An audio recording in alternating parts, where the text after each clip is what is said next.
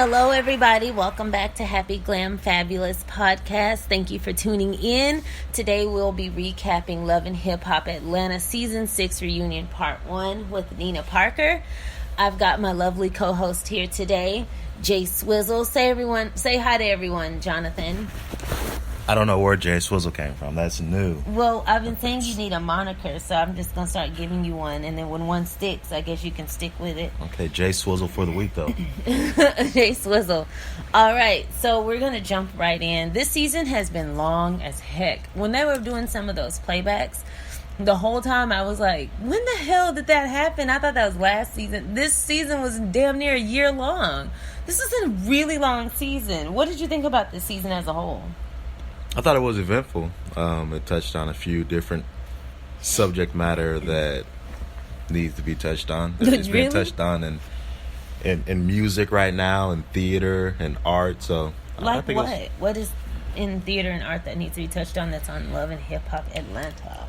Where you just go to movies and you have Fences with Denzel Washington, and you have Jay-Z's new release album 444, and it's touching on the cheating, the African American male role in the household, whether it be monogamy, whether it be supporting your children. I think it was a step in the right direction for Love and Hip Hop Atlanta. In my opinion. Was it? I hated this season. I could have used a lot more Jocelyn and a lot less nonsense. And when I say nonsense, I mean Carly Red, Treasure, the other one with Treasure, Pleasure, or Treasure P, and even somewhat Jock could have been gone. I didn't need Mama D. Definitely didn't need Shirley. Mimi. I really would have liked just Jocelyn and Dime. That would have been ideal. No, I think that all the people that you said you needed gone are the people who give you the break from the nonsense. Mm-hmm. Tommy pretty much makes up for the nonsense Tommy, I forgot about her. That Jocelyn brought the last season or two. True. The fighting, the yelling, the incoherent, communication, drunk, on drugs, whatever it is, she brings that to the table. So I don't really miss Jocelyn, honestly. I was hoping that she transitioned and matured into something that I've been looking forward to, but she didn't. She kind of had like a moment after she had the baby, and then she went right back to being a squeeze bag. But I'll say this is the Tommy show. Pretty much every storyline centered around Tommy in some way. I think the only time that she wasn't involved was Kirk and Rashida. Everything else was her. So let's just jump right in. So we open the show. The first lines are, Jocelyn isn't going to speak until she speaks with her lawyer, as she's riding in a car. And I just was like, okay, that set the tone. And we find out throughout the show she refuses to take the stage. What do you think that's about? I think it's about her trying to get out of a bad situation. You heard rumors about, them providing certain things to get her hype, and so she doesn't want the puppet master anymore. Okay. And I think they're uncomfortable with the fact that they can't control her. And I think she's kind of on, a little pedestal that she thinks she's the baddest more boosh. famous, more significant than she really is. I think she needs to realize that the show goes on without her. Okay. All right. I think she's afraid of Tommy. That's just what I think. All right. And so I don't get that, though. I don't think she's literally fought every single person on the cast from season 1 until the previous season before she got pregnant. I don't think she has a physical fear of Tommy. I think it will be a great fight. Her reactions to Tommy are different. But I wrote down some notes about the clothing. Every year we see people try to quote unquote bring it, and every year it's a disappointment. The whole cast as a whole, if you just saw a picture of them, you wouldn't know what the hell was happening, because you have Kirk and Rashida in these raggedy jumpsuits. You have a couple majorettes in Treasure and Lovely Mimi, and then you have Dime with a pink wig. Even though Dime is, pretty, and she usually gets it right, I would have liked to see her more toned down like she'd been showing throughout the season. Carly always looks a mess to me. I don't care if her outfit and hair are pretty. It's just on her, and she always looks terrible. Jock, he looked decent as far as the guys go. Stevie looked nice. Everybody else looked like trash. What do you think of everybody's outfits? Outfits are what they are. You go from other shows on VH1 where the women come in ball gowns and it's like a freaking prom or some type of gala or something like that. And I mean, everybody has their own opinion. They look trashy. I don't like these outfits. I don't like the hair. I don't like the styles. It's like everybody's doing their own thing. Tommy, most notably, the raggediest outfit of all. Like, that was terrible. Those jeans and then that jacket and that hair scoop back. It's a great representation of Atlanta, though. Atlanta is a kind of a melting pot, an African-American melting pot, and you can literally see like 4 or 5 different cultures in each one of their outfits. So it's I'll say this, though. Like, Bravo. They tell the ladies before reunions, like, what theme they're doing. Like, they kind of tell them, like, it's either black tie or it's casual or it's dressy. I know that a couple seasons on Real Housewives of Atlanta, they said, you know, everyone wear all white, everyone wears from this color scheme. Mm-hmm. And so they have them and they look pleasing to the eye as a whole. Atlanta, you have people in tracksuits and then another ball gown. Like, it was interesting. And then you have a 70s prom suit in jock. And then you have, like, I'm going to church and then to meet my parole officer later in Stevie J. Like, it was just it was just interesting to see all these different types of fashion and then all of it be so freaking bad. Okay, we're gonna need to jump into the show. So we start out talking about Tommy's legal issues. What I didn't understand was, why are all these extra people on stage? Why was lovely Mimi there? Why was Dime there? Why was Jock there? Why were they on stage as Tommy's talking about her legal issues? It was just interesting. And then Tommy, as she's talking about her legal issues and what happened with her and Jocelyn, Tommy reveals that Stevie came to her room with a bottle of Jack. And at one point in a Bentley, she pulled out his penis and she claimed nothing happened, but that it was pretty. What do you think about that? I think it's gross, personally. That's technically her step uncle, I guess. Well, you go through and, you know, Snoop Dogg is everybody's uncle. Uncle Snoop. So there's no blood relation between Stevie J and the young little Scrap or Scrap De Leon. So you take that, you factor that out, and then it's just a really old guy, 45, 50-ish, creeping on like a 25 or 28-year-old. Don't say creep in the love and hip hop world. Creep squad? I hate it. They grown men need to grow up. But yeah, it's interesting. I mean, it doesn't surprise me from Stevie J. It's kind of what you expect from him.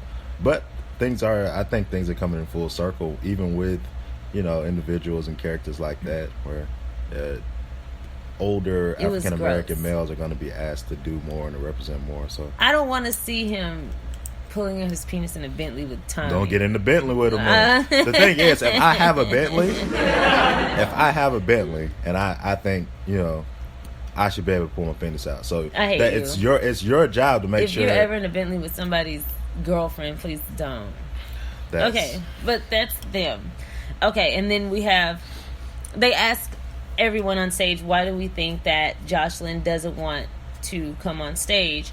Mimi says Jocelyn is jealous of Tommy, whereas Dime, immediately, as a good friend should, says, no, that's not the case. She loves women too much to be jealous of her.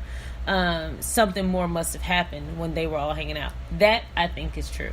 I do think Jocelyn gets jealous of women that she can't control. If she's a nice woman, she wants to be able to be involved and control her. Mm-hmm. Kind of like Mimi. You've seen her do this countless times with other women. But then you see her say, she called the police on Tommy in L.A. Jocelyn's trash. But I do think something more happened. That's why you don't get into those little situations. No, absolutely. You go back, and I think Tommy represents what Jocelyn used to be.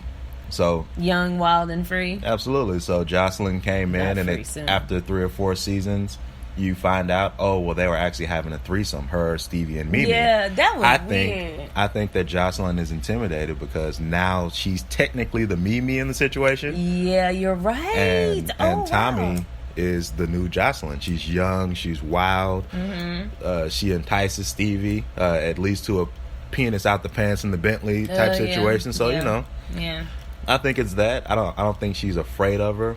I think there is a bit of jealousy, and I think she feels like karma's coming back around, so she's trying to protect herself. Okay, and something that I noted, like at the end of that conversation, it kind of segued into Tommy's new business endeavors, and she starts reading them off. Ledon is happening.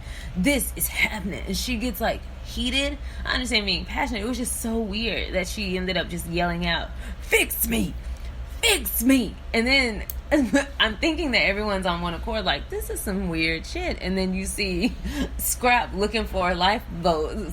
I be saying the same thing, Tom. Like, I didn't get it. Tommy acts crazy. The way she looks to the side when she's talking, and you've noted those eyes a couple of times.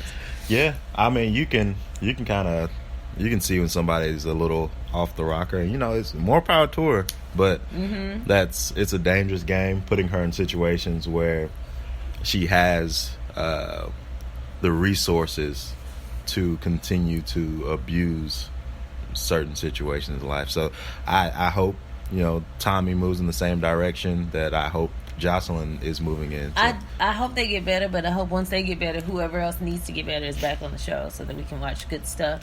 And then Treasure, they asked Treasure, you know, what happened with Tommy. So they show Treasure getting beat down at the spot. Now, here's my thing about that, and I think I've said this out loud a couple times, although those grapes looked amazing.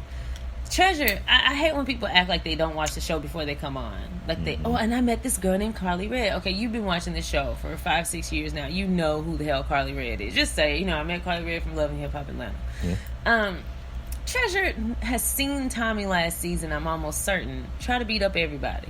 Why would she trust this woman? And even if she had never seen Tommy, you're at odds with somebody as far as Clifford T. Harris. You're at odds with somebody. Why would you trust them walking close to you and all they say is about to get some grapes? No, we know one, Tommy's not a great actress, and we can see the fight in her eyes. Treasure assumed those security were faster than they were, but Treasure got that wig snatched all the way off. And you know what? I felt a little bad for Treasure, although she had it coming. She had it coming, but Treasure's annoying as shit. Yeah, she's young. She's making horrible decisions. Her mouth is a duck mouth, and I can't stand. I've seen her face a lot of times on a lot of women, and all those women act the same. They all act stupid. And maybe she doesn't. Maybe she didn't frequent the show because had she frequented the show, I think she would have known that security has never been fast enough. If you go back to other reunions, Jocelyn beat up 462 people at one reunion. At one reunion, and security was never fast enough. No. Okay.